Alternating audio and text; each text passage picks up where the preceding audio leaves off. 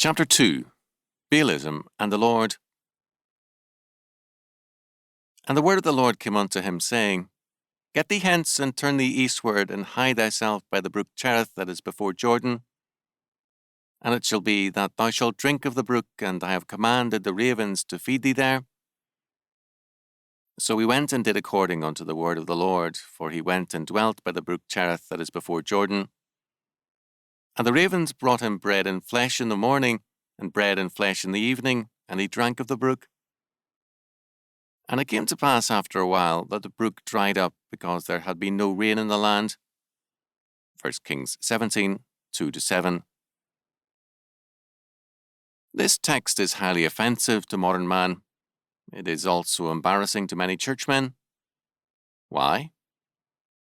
Using modern terminology, we would have to say that the offense lies in, quote, the obvious and crude supernaturalism of the passage.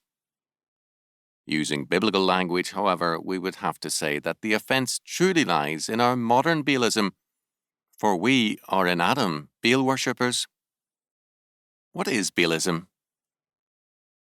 Baalism was every form of naturalistic religion. All power and authority were derived from natural processes. Hence, the state or ruler could be the Baal or Lord, as in Moloch worship. The Baal could also be the husband, the sun, moon, and stars, or any other natural and determining force in nature and history. In Baal worship, there was a ready syncretism and change from one good to another, as history saw the victory of one power over another. The only criterion or standard was thus history. The moral force was the triumphant and ruling force.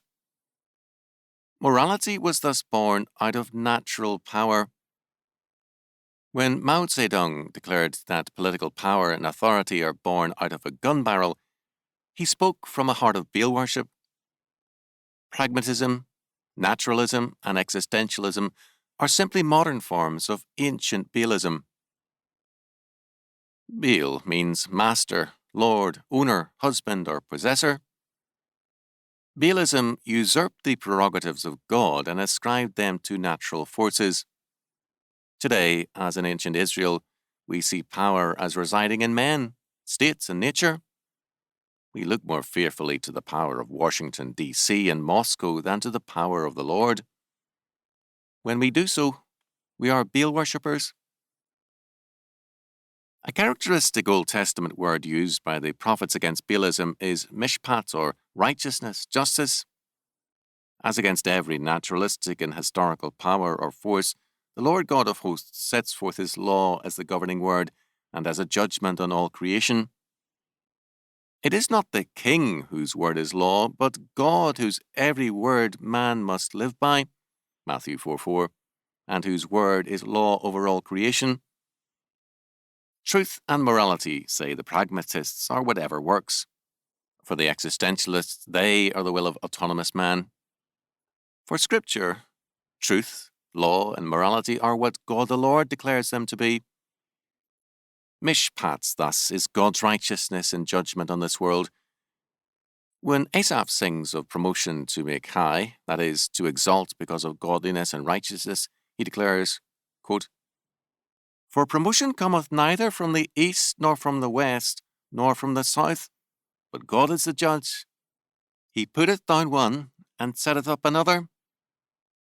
For in the land of the Lord there is a cup, and the wine is red, it is full of mixture, and he poureth out the same, but the dregs thereof, all the wicked of the earth shall wring them out and drink them. Psalm 75, 6-8. It is the essence of Baalism to say that ultimacy and final authority rests somewhere among men, history or nature, or in combinations thereof. As against this, Jeremiah prays, O Lord, I know that the way of man is not in himself. It is not in man that walketh to direct his steps. O Lord, correct me, but with justice, not in thine anger, lest thou bring me to nothing. Jeremiah 10:23-24. The ultimate and the basic form of supernaturalism and condemnation of Baalism is God's total and providential government of all things. The Lord God manifests his condemnation and confounding of Baalism by means of a drought. He announces this drought through Elijah so that no man can be in doubt as to the source of the judgment. It is not nature which produces the drought, but God the Lord totally commanding all natural forces which brings the drought. The drought brings judgment on man, history, and nature. The earth is cursed for man's sake. Genesis 3:17-19. Even as faith and obedience it is blessed. Deuteronomy 28:1-14. God cut man off from the tree of life. Genesis 3:22-24. And in every age God gives man a shaky foundation in time and nature. For we are told of the earth that God, quote, hath founded it upon the seas and established it upon the floods. Psalm 24:2.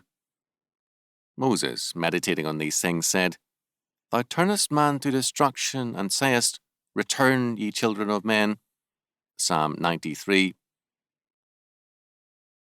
At the brook Cherith, until, with the drought, the stream went dry, Elijah was fed by the ravens. Wallace said of this, quote, In the ultimate issue of things, he would know that he did not depend upon man, and he would be upheld and sustained by his relation to God himself. Keel's comments were also excellent. Quote, Through this miracle, which unbelievers reject because they do not acknowledge a living God by whom, as Creator and Lord of all creatures, even the voracious ravens are made subservient to his plan of salvation. Elijah was not only cut off from intercourse with men who might have betrayed his place of abode to the king, but was mightily strengthened himself through the confidence inspired in the almighty assistance of his God for his approaching contests with the worshippers of idols and for the privations and sufferings which awaited him in the fulfillment of his vocation. End quote.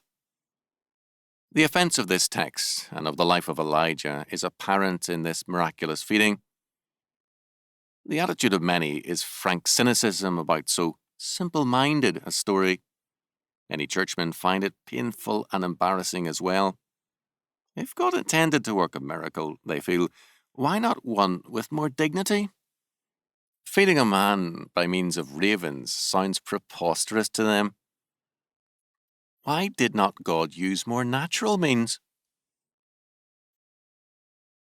The miracles of Scripture are for the most part grouped around confrontations between belief and unbelief.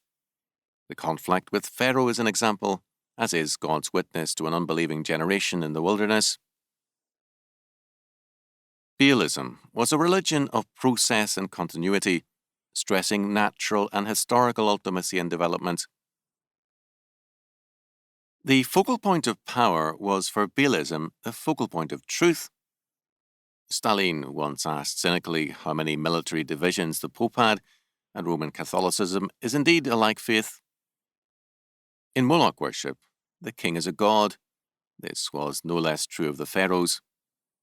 Now, in contempt of all this, God shows his absolute power by using ravens to feed his throne servant Elijah.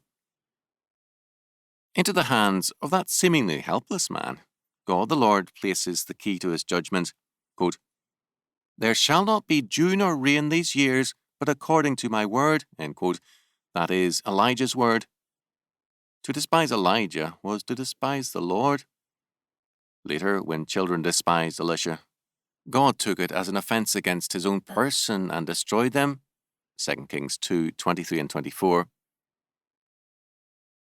The psalmist says of God's appointed men, quote, I suffered no man to do them wrong, yea, he reproved kings for their sakes, saying, Touch not mine anointed, and do my prophets no harm.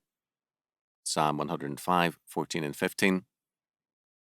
Our Lord says, that every idle word that men speak they shall give account thereof in the day of judgment.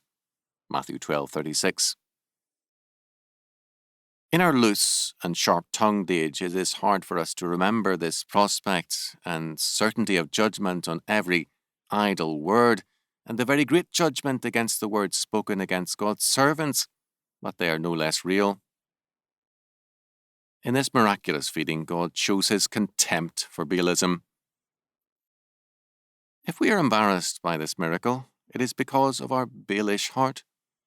We had better beware lest God in judgment shows himself embarrassed by us. God uses what to men are contemptible means in order to manifest his contempt for the arrogance of Baalism or humanism. Let us purge out the old leaven of humanism, lest we be purged out of his house by the Lord. 1 Corinthians 5:7. Remember too, it was not Ahab, but Elijah whom the Lord sustained and fed.